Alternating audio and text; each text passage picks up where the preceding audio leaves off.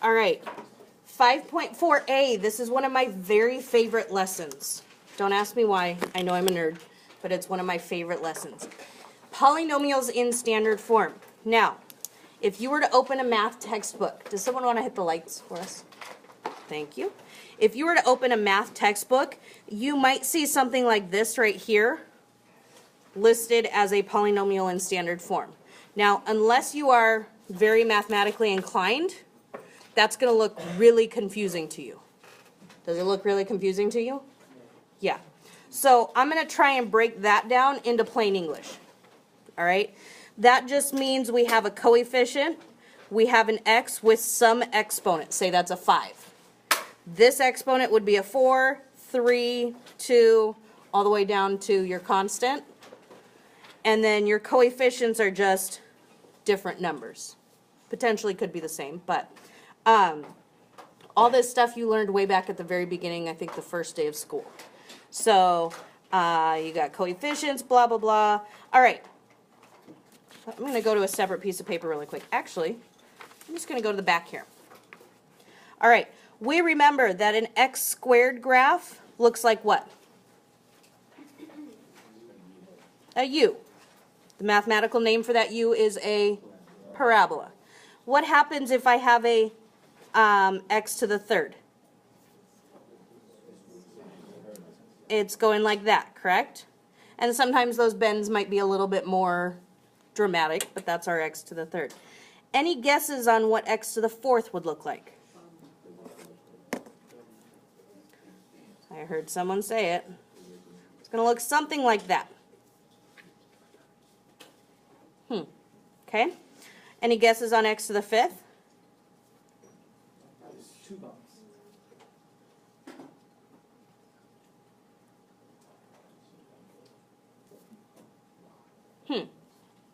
What about x to the sixth?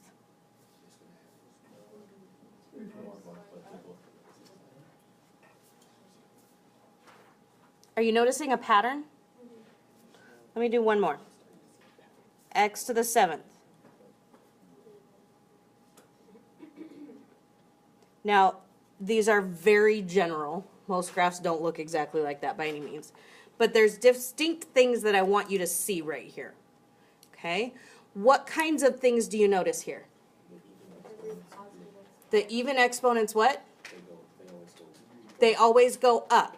Now, just to clarify, if there was a negative in front, they would always be down like that. Okay?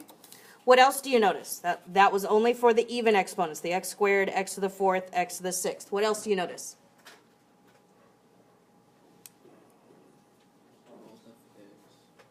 They all have x. What do you notice about the odds? If I talked about, like I was talking yesterday, if you were walking, would you be walking uphill? Yeah? Same thing here. Same thing here. You got a couple uphill and downhill, but overall at the end of the day you're uphill. If they were negative, what would the story be? You'd be going downhill, which I can't really do unless I can flip my paper over. That doesn't help me. So those would be downhill if there was a negative leading coefficient. The odd ones, what could we say about the ends?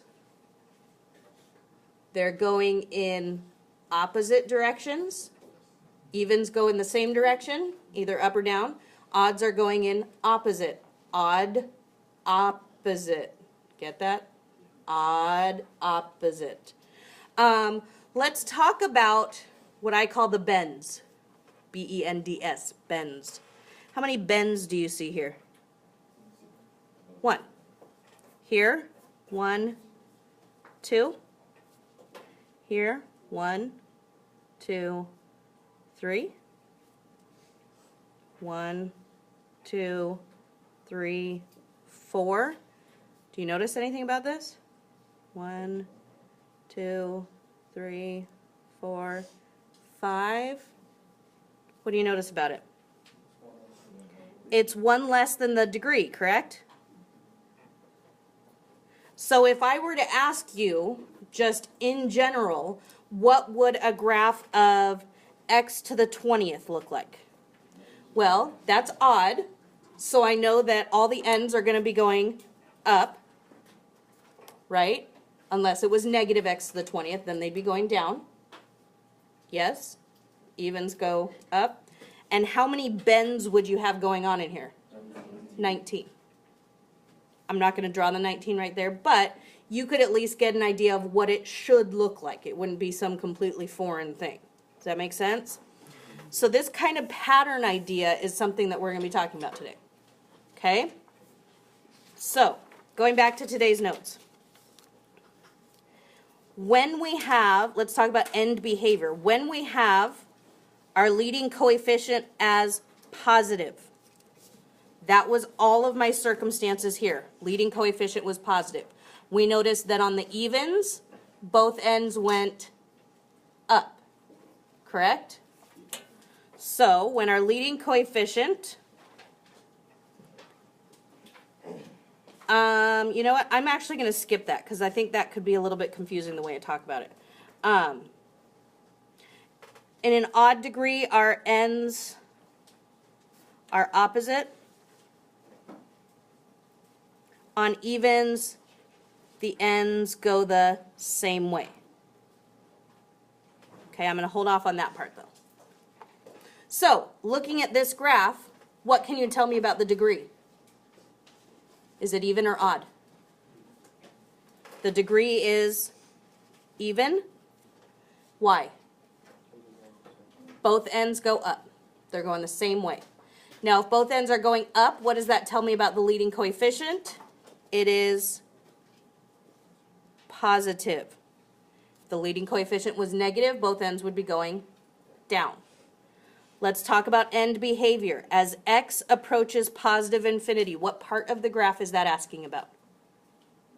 The right side. What's going on the right? It's going up. What's going on the left? Also going up because of that even degree. They're both going to be the same. Does that make sense? Okay. Let's talk a little bit more about the degree. I'm going to count the bends. 1, 2, 3, 4, 5. What does that tell me about the degree? It's most likely a 6th degree. Now, I'm going to say it is at least 6th degree. And I'll talk about the at least for a minute in just a second. When you tell me that the degree is even, please don't tell me 5th degree. That doesn't make sense, does it? Because 5th isn't even. So don't tell me that it's even and put a 5th degree. Don't tell me it's odd and then put a 6th degree. That doesn't make sense. Okay? The reason why I say is at least a 6th is because even though I feel like I can see this graph pretty well, there could be some more wiggles going on in here that I can't see unless I can physically zoom in on the picture. If there are more wiggles, it would only make it a higher degree. That's why I just write it's at least 6. From my naked eye, it looks like 6th degree. It could potentially be higher if I knew more about the graph. Make sense? Okay. Let's talk domain. What's the furthest to the left? Furthest point to the left. We got an arrow. What does that mean? It goes to negative infinity, right? What about to the right? Also infinity. Today we're going to shorten our notation. We're going to just say R. What does that mean? All real numbers. Okay? That's the same thing as what we were doing in interval notation. That. Okay? Now let's talk about the range. What is the bottommost point? Well, we don't know because we don't know on this grid. We don't have enough information to say exactly what that number is. Correct? But there is a minimum value. Is there a maximum value? Is there a point where it goes, or is there a highest point? No, because the arrows go up to infinity. So I'm going to say if this is my minimum value right there, if that was, let's say, -8, my range would be y is greater than or equal to -8, or whatever that number would be. So I'm going to say y is greater than or equal to whatever the minimum value is. Now, on an answer to a test, you would not write the word minimum right there. You would actually put what number that is on the graph. Does that make sense? Yes. But in the case that there's no number. If there's no numbers listed, you would say y is greater than or equal to minimum. You could say that. So? Let's look at the next one. All right, let's talk about the ends. As x approaches infinity, what side of the graph is that talking about? The right side, where's it going? Up. Where is the left side going? Down. If the ends are going in opposite directions, what do we know about the degree? Odd. Odd, opposite, right? Let's count the bends. Let's learn more about the degree. How many bends are there? 2, so it is at least what? Third degree. Again, if there's more bends in there that I can't see, that would only make it higher than a third. Would it make it a fourth? No, because it's odd. It would either make it a fifth or a seventh or a ninth, and so on, okay? What do I know about the leading coefficient? If I were to walk from left to right, am I ending up going uphill or ending up going downhill?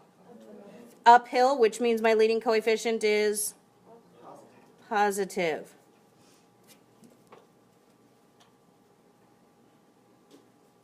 Now this looks like a cubic that we would have graphed yesterday, doesn't it? And what do we know about domain and range for cubics? They're all real numbers. Remember that? In fact, that's not just true for cubics, because don't fifth degrees follow the same pattern? They go forever and ever left to right and up and down. It's the only difference is how many bends you have in the middle. So any odd degree we could conclude has all real numbers as the domain and range. All right, let's look at the next one. End behavior, what's going on the right? Down, left, up. Now, on the right side, if I was walking, I'm ending up going down, which means my leading coefficient is negative. And what do we know about the degree? Odd, because the ends are going opposite each other. One's up, one's down. And this one, to me, is very tricky to determine the degree. You could say this is one bend and this is one bend, but it almost looks like you've got another little bit going on there. It looks like, do you see how it's kind of funky there? If you want to be really general, you could say at least a third degree and just count the 1, 2 big bends. But I would accept at least a fifth degree or even a seventh degree if you, I feel like you could argue that just as easily. So I'm just going to be general and say at least third.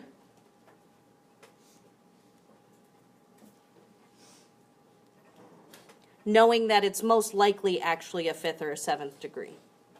Possibly even more. Now there's not a spot for it, but let's talk domain and range. What's my domain? All real numbers. Why? Left and right, it's going on infinitely.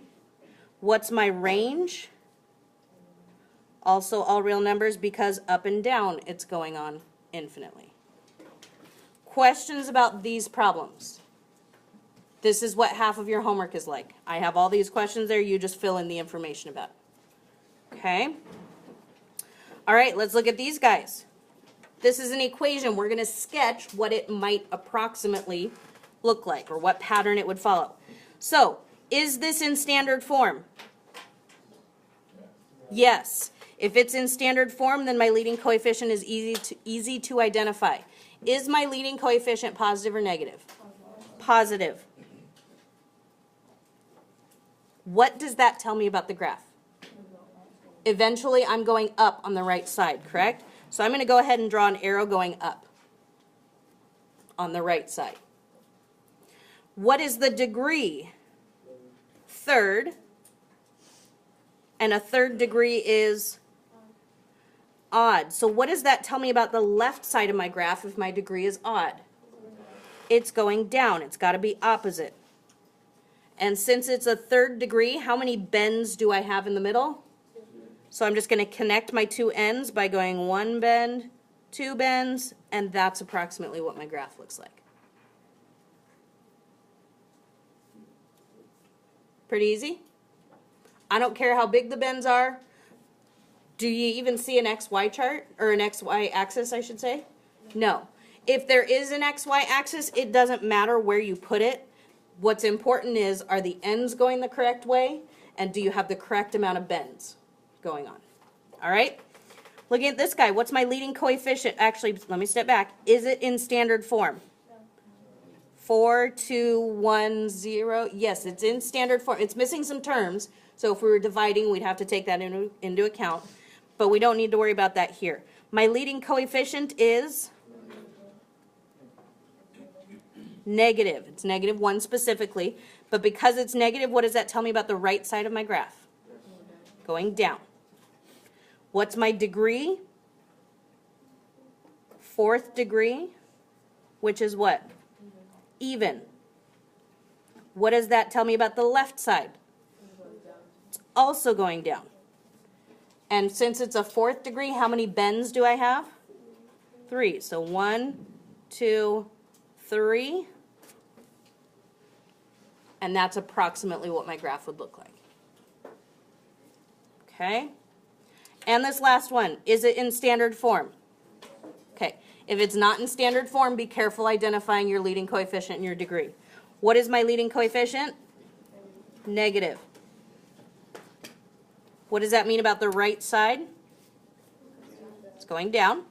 What's my degree? 5th, which is odd. That means what about the left side? It's going up. And how many bends? 4. So 1, 2, 3, 4. And that's what my graph should look like. Okay? Pretty easy.